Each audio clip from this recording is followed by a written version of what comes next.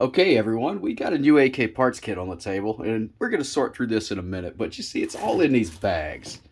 And what we have, this is the Romanian Virgin AK kit, the new one that's on the market anyway. And in fact, I've got a gun that I built with one of these kits years ago, and I'll show you in a little while. But see, everything's in these little bags. Here's a bunch of short rivets. Hopefully there's some long rivets in here too, but short rivets for sure. Set that to the side. I'm actually moving everything to the side. I'm gonna do this one bag at a time. Okay, starting off, let's get a couple of the bigger things out of the way. Oh, look at this thing. So, we've got our gas block and wood, and I don't know if this is some kind of there's some kind of grease or something they got on it, but yeah, that'll have to be cleaned up a little bit. But the wood, I was kind of expecting a little bit more of a blonde wood, but that's all right. We can live with that. See, our recoil spring. Very basic. Pretty much exactly what you would expect. Machining marks, you can see them. It's Romanian, so it's not the craziest machining in the world. Pretty good recoil spring, I guess. Pull out our bolt, carrier, piston, and bolt itself. But we've got everything. It's all nice and oiled up. Something was sticky somewhere though. But one thing I do like about these, I'll show you guys.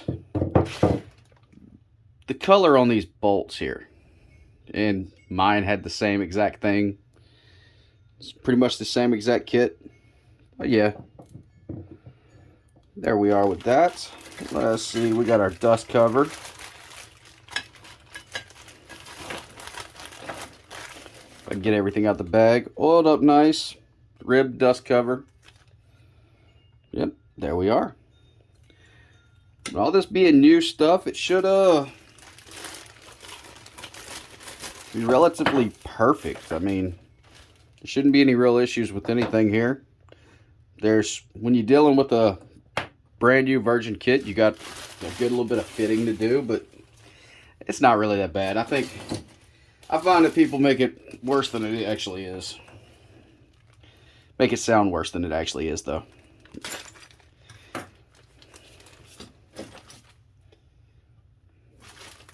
So moving on to another bag here. Let's see.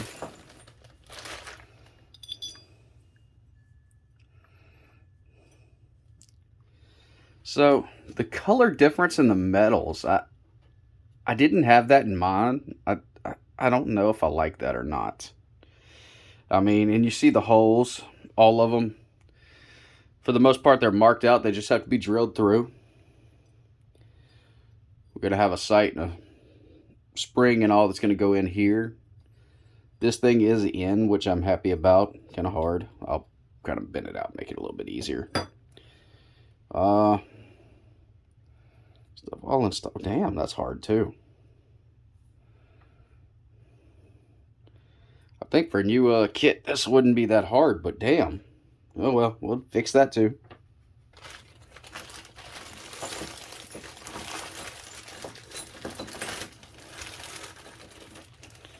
Oh, and the way they got all these parts in here. Let's see. Here's our gas block, and unlike,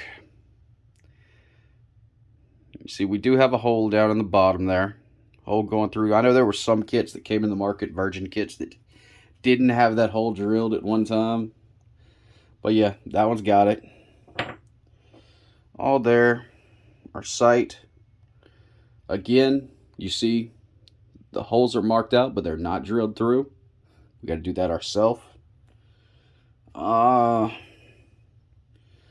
Trying to look in here. It looks like there's some crud in here, but it looks like that's drilled out. We'll find out, I guess. Muzzle nut. A bunch of our small parts here. Yeah, our small parts. Oh, whoa. Don't let that here. Oh, we got a barrel pin.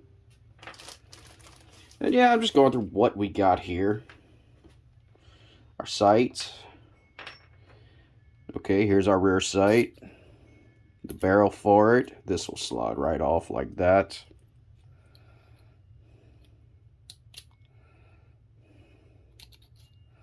But yeah, there we are with that. I'll just set all this stuff kind of to the side a little bit. But yeah, we got some pins. We got a spring for something. I'll figure all that out in a minute. But we got some pins. We got a spring. We got a barrel pin.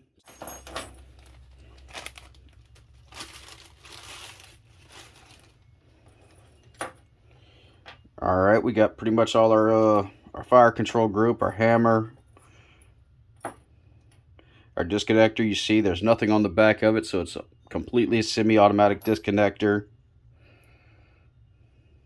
Okay, so this is that tube that goes through the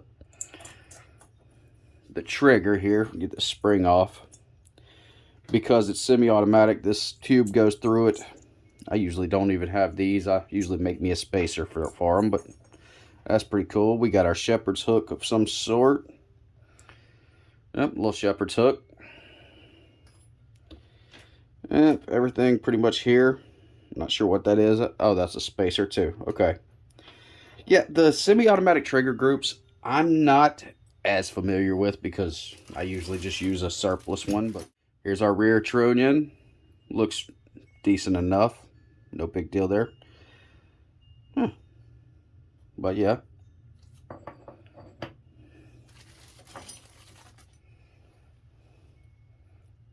Safety selector. Been cut off a little bit over here, so it's only semi-automatic. Semi-automatic only. We do get a side rail with it, which is awesome.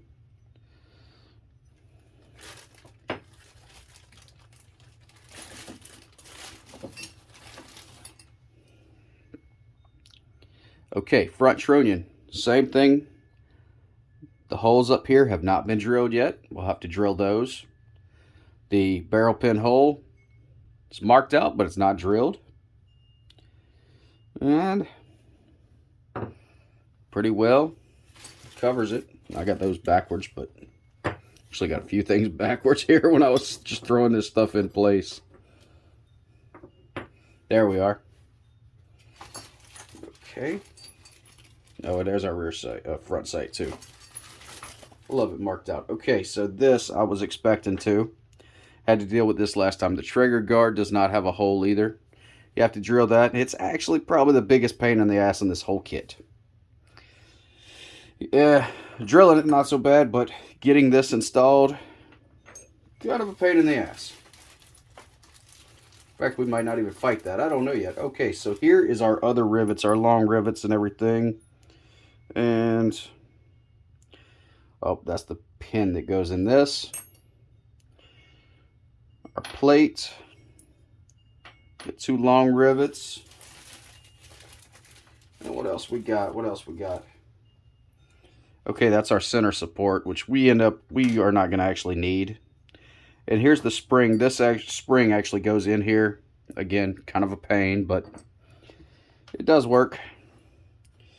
Okay, and that's our center support rivet right there. And we've got 1 long rivet. So here is our lower hand guard. If you just look at it, see the difference in colors. Yeah, not bad, I guess. Yeah, it's really not a bad color difference. The guard's got this spring in the front of it. I'm not really used to that so much, but yeah, not a big deal either. Alright, so my thoughts on this kit so far. It's extra work for sure, but it's not bad. There's just a couple things I'm really not that happy with. The difference in colors here, different stuff. You see, this is all going to be exposed. You're going to see this on the gun. I don't like that color difference right there. I would think that they would at least make everything the same color. But in fact, I mean, you look at these 2 items. Color difference right there. I don't like that. I would think for a new parts kit, I would think those colors, you know, they would match. If you guys have seen my tactical AK, for the most part, this thing was built almost completely with one of these kits. You can get The kit, all the parts, you get the rivets, everything in one at a decent price. Plus, you can get the kit with the cold hammer forged barrel. I actually found a cold hammer forged barrel a little bit cheaper, so I went with that one.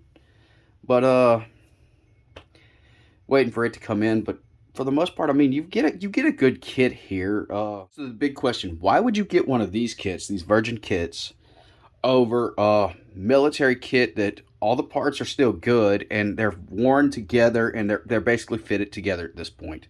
So you have a smoother operation of building and all of that. So why would you get one of these kits instead? And well, I'll tell you, there's really only one reason I see, and that's that this kit has no military, no historical significance whatsoever. So you can take this kit as a base kit and build you whatever AK you want. You want to put some tactical stuff on it, you want to make some permanent modifications to put certain furniture or whatever. You can do whatever you want with this kit. The possibilities are endless. You don't have to worry about, hey, I'm messing up a historical kit here that can be rebuilt into the exact gun it was.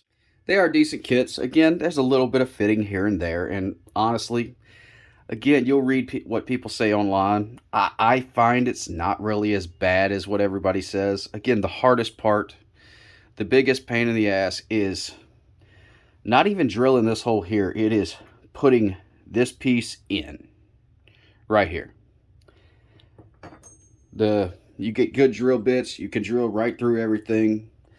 In fact, lining up your new receiver holes and everything is going to be easier. You can get a receiver with holes already drilled in them, slap this in, and drill straight through the holes that are already there. So in that sense, it's actually easier.